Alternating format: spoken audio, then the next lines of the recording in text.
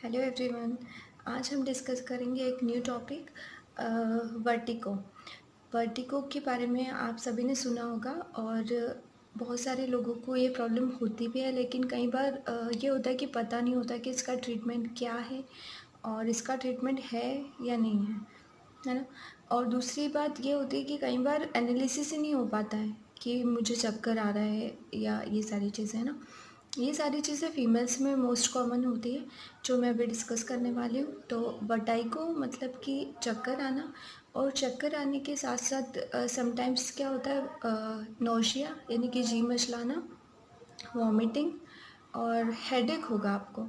और आप अनस्टेडीनेस फील करोगे ड्यूरिंग वॉकिंग, ड्यूरिंग स्टैंडिंग और एनी अदर पोजीशन। ठीक है। उसके अलावा हो सकता है आपका बैलेंस लॉस हो जाता है, कोऑर्डिनेशन से आप वर्क नहीं कर पाते जैसा कि नॉर्मली करते हैं हम लोग। ठीक है, ये सारी चीज़ें होती है। अभी इसमें और साइन क्या क्या हो सकते हैं कि जिससे आपको पता लगे कि आपको वर्टिगो ही है या नॉर्मल आपको किसी और रीज़न की वजह से चक्कर आ रहा है। ठीक है, तो इसमें होता है जैसे हेड का एक स्पिनिंग लाइक मोमेंट है ना, हेड का, और टिल्टिंग मोमेंट, या फिर आपको लगेगा कि आप का हेड स्वे कर रहा है ना, लहरा रहा है इधर उधर, स्वे कर रहा है। और समटाइम्स ये होता है कि या तो आप खुद का बैलेंस चला जाता है आपका, या फिर समटाइम्स क्या होता है कि आपका जो आसपास का एनवायरनमेंट है वो आपको फील होगा कि वो घूम रहा है। ये सारी चीज़ें वर्टिगो में होती हैं। ठीक है, अभी वर्टिगो की कॉजेज़ क्या क्या हो सकते हैं। तो कॉजेज़ से पहले यहाँ पर क्योंकि इम्बैलेंस हो रहा है बॉडी में, तो सबसे पहले हमको ये जानना ज़रूरी है कि बैलेंस मैकेनिज़्म क्या होता है। तो वैसे तो हमारा बैलेंस मैकेनिज़्म बहुत ज़्यादा वास्ट है, लेकिन एक ओवरव्यू में आपको समझाऊँ तो होता क्या है कि कोई भी पोजीशन जब हम लेते हैं तो हमारे इनपुट्स जो होते हैं वो हमारे सेंस देते हैं ब्रेन को। तो वो इनपुट्स होते हैं हमारे विजुअल इनपुट्स देता है हमारी आइज़, हमारे कान ईयर्स हमारा जो देते हैं वेस्टिबुलर इनपुट देते हैं। उसके अलावा जो मसल्स हैं, जॉइंट हैं, वो प्रोप्रियोसेप्टिव इनपुट्स देते हैं। ये हमारी बॉडी के अलग अलग सेंस होते हैं जो हमारे ब्रेन को इनपुट्स देते हैं। ठीक है, कि हमारी बॉडी की क्या पोजीशन है इन रिलेशन टू बाहर के एनवायरनमेंट के अकॉर्डिंग, और जॉइंट की क्या पोजीशन है। ठीक है, ये सारी चीज़ें ब्रेन में जाती हैं। ब्रेन इसको एनालिसिस करता है, डिटेक्ट करता है और उसके अकॉर्डिंग एडजस्टमेंट करता है। ठीक है, और उसके हिसाब से हमारा जो ब्रेन है वो ऑर्डर एग्जीक्यूट करता है और एक्शंस रिएक्शंस के रूप में हमको वो चीज़ें समझ में आती है। तो ऐसे करके हमारी बॉडी बैलेंस मैकेनिज़्म करती है, फिर पूरी कोऑर्डिनेशन से हम लोग वर्क करते हैं। सारा दिन भर में बहुत सारी चीज़ें हम लोग करते हैं। अब ये सारे मैकेनिज़्म बहुत फास्ट होते हैं और ये सारी चीज़ें दिन भर हमारी बॉडी में होती रहती है, बहुत फास्ट, बहुत अच्छे से कोऑर्डिनेटेड वे में। ठीक है, अब जब वर्टिगो होता है तो इसके कुछ कॉजेज़ ऐसे होते हैं जो ये नॉर्मल मैकेनिज़्म को डिस्टर्ब कर देते हैं। ठीक है, तो उसमें सबसे पहले हम लोग डिस्कस करेंगे ईयर रिलेटेड कॉजेज़। तो ईयर रिलेटेड कॉजेज़ में सबसे पहले हो जाएगा जो हमारा इंटरनल ईयर होता है ना, वो वेस्टिबुलर इनपुट देता है और उसका भी जो एक फ्लूइड होता है हमारे इंटरनल ईयर में, वो भी एक वेव्स जनरेट करता है और उसके थ्रू भी इनपुट्स जाते हैं। तो कई बार क्या होता है, कोई डिसीज़ ऐसा होता है जिसके अंदर जो हमारा ये लिक्विड है इंटरनल ईयर के अंदर, इसका लॉस हो जाता है। ठीक है, उसमें ये इनपुट प्रॉपर तरीके से नहीं आ पाएंगे, या फिर कुछ डिसीज़ ऐसे होते हैं जो कि इसकी जो प्रवाह है फ्लूइड का, उसमें क्रिस्टल फॉर्म हो जाते हैं। ठीक है, तो ये भी नहीं हो, ये सारे इंटरनल ईयर में प्रॉब्लम की वजह से, या फिर इंटरनल ईयर की कोई चीज़ में इन्फ्लेमेशन हो गया, सूजन आ गई, जैसे कि लेबिरिंथाइटिस होता है वेस्टिबुलाइटिस होता है ऐसे। ठीक है, उसके अलावा जो इसके रीज़न्स हो सकते हैं, हो सकता है सीज़र, है ना, किसी को किसी और रीज़न की वजह से, जिसको आम भाषा में मिर्गी बोलते हैं, वो आ रहे हैं ना, अटैक्स जिसको आप लोग बोलते हैं सीज़र्स। ठीक है, उसके अलावा हो सकता है कोई रीज़न स्ट्रोक का, है ना, स्ट्रोक यानी कि आम भाषा में समझे तो लकवा, है ना, लकवा आ गया और उसकी वजह से आपकी जो नर्व्स हैं वो प्रॉपर तरीके से वर्क नहीं कर पा रही हैं, तो उसकी वजह से भी कई बार आपको वर्टिगो होने लग जाता है। ठीक है, उसके अलावा रीजंस हो सकते हैं इसके ब्रेन से रिलेटेड, ब्रेन में कोई भी ट्यूमर या अदर कंडीशंस। ठीक है, ये रीजंस हो सकते हैं। उसके अलावा जो रीजंस हो सकते हैं वो कई बार होता है कि कोई भी आपने नॉर्मल ड्रग ले ली, ड्रग मीन्स मैं यहाँ मेडिसिन की बात कर रही हूँ। ठीक है, ड्रग के तो साइड इफ़ेक्ट हैं ही सारा, चाहे वो अल्कोहल हो या दूसरे कोई नशीले पदार्थ, है ना। उसके अलावा मैं जो यहाँ बात कर रही हूँ वो मैं मेडिसिन की बात कर रही हूँ। कुछ मेडिसिन भी ऐसी होती है जिसके साइड इफ़ेक्ट के रूप में आपको वर्टिगो फील आता है, बट वो शॉर्ट टर्म के लिए और प्रॉपर सिर्फ उसके इन्फ्लुएंस की वजह से होता है ना। ऑल टाइम नहीं रहेगा वो आपके साथ प्रॉब्लम।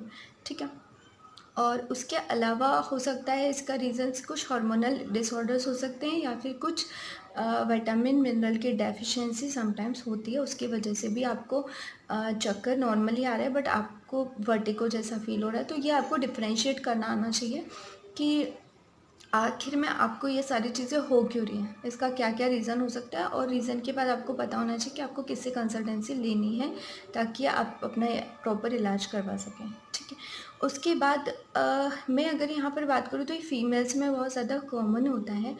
और अगर वर्टिगो के टाइप्स की बात करें तो मोस्ट कॉमनली होगा 2 टाइप्स का, central and peripheral. Central vertigo यानी कि कोई भी जो प्रॉब्लम है वो ब्रेन से रिलेटेड है, और अगर ब्रेन से रिलेटेड कोई भी प्रॉब्लम होगी तो उसमें क्या होगा कि आपकी वर्टिगो के एपिसोड के दौरान आपकी हेड की पोजीशन या मूवमेंट से उसका कोई लेना देना नहीं है। जैसा वर्टिगो का एपिसोड आपको आता है वैसा हर पोजीशन में आएगा। ठीक है, उसके अलावा सेकेंड चीज़ ये होती है कि आपकी आइज़ जो है वो आपके ऊपर नीचे मूव करती है, निस्टैग्मस बोलते हैं जिसको, वो ऊपर नीचे मूव करेगा। थर्डली, आपके जो मसल्स का पावर है, आपका कोऑर्डिनेशन है, आपका बैलेंस है, वो अफेक्ट होता है।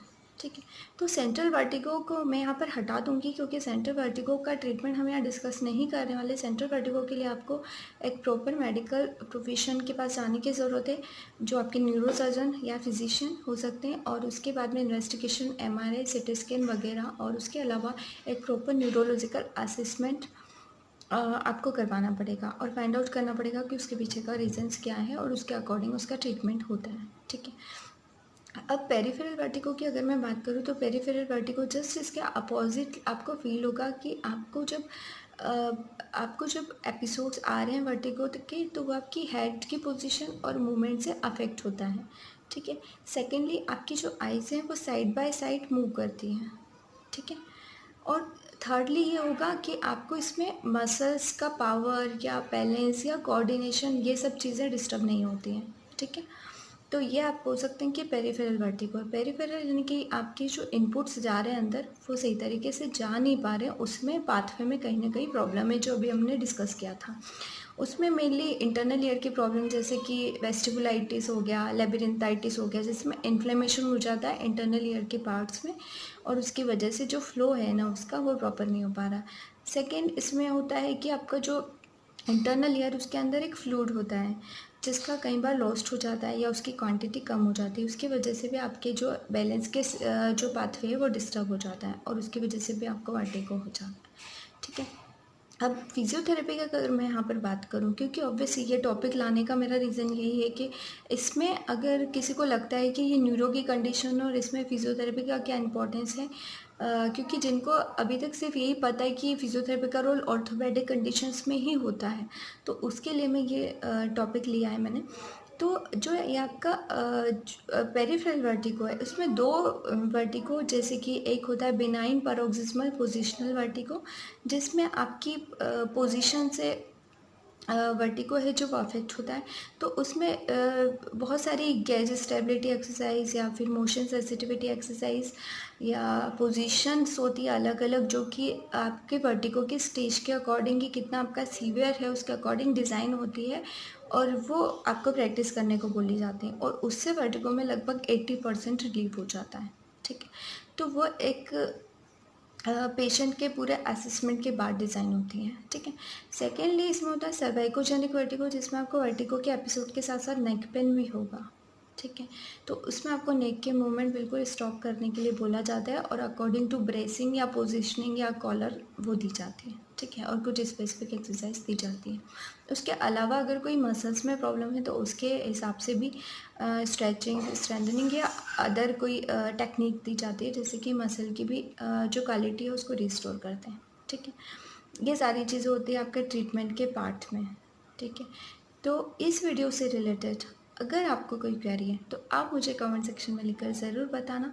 और एक शियाटिका का वीडियो है रिक्वेस्टेड जो मैं लेकर आऊँगी जल्दी। और उसके अलावा अगर कोई टॉपिक है जो नेक से रिलेटेड है या आपको कोई प्रॉब्लम है तो आप मुझे कमेंट सेक्शन में लिखकर ज़रूर बता सकते हैं, जिसमें मैं एक गाइडेंस के लिए वीडियो करूँगी, ठीक है? और आप सुरक्षित रहिए और फिट रहिए और मिलते हैं जल्द ही नेक्स्ट वीडियो के साथ। बने रहिएगा मेरे चैनल पे। और अगर आपको मेरी वीडियो हेल्पफुल लगती है पूरी देखने के बाद तो आप मेरे चैनल को सब्सक्राइब कर सकते हैं, वीडियो को लाइक और शेयर कर सकते हैं।